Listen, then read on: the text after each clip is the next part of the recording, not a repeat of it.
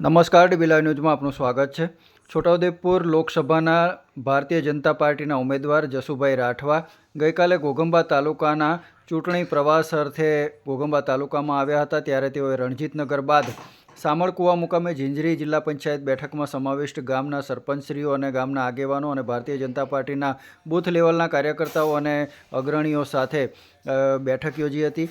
આ પ્રસંગે સામળકુવા ખાતે પૂર્વ જિલ્લા પંચાયત શિક્ષણ સમિતિ ચેરમેન રમેશભાઈ રાઠવાના અધ્યક્ષસ્થાને આ કાર્યક્રમ યોજાયો હતો અને તેમના દ્વારા સમગ્ર કાર્યક્રમનું આયોજન કરવામાં આવ્યું હતું. કાર્યક્રમની અંદર ભારતીય જનતા પાર્ટીના હાલોલ વિધાનસભાના ધારાસભ્ય જયદ્રથસિંહ પરમાર તેમજ મહામંત્રી મયંકભાઈ દેસાઈ, અરવિંદસિંહ પરમાર તેમજ છોટાઉદેપુર જિલ્લા સંગઠનના પ્રમુખ ઉપેન્દ્રભાઈ રાઠવા સાથે જસુભાઈ રાઠવા, છેલુભાઈ રાઠવા, યુવાન નેતા ભરતભાઈ રાઠવા સહિતના કાર્યકર્તાઓ ઉપસ્થિત રહ્યા હતા.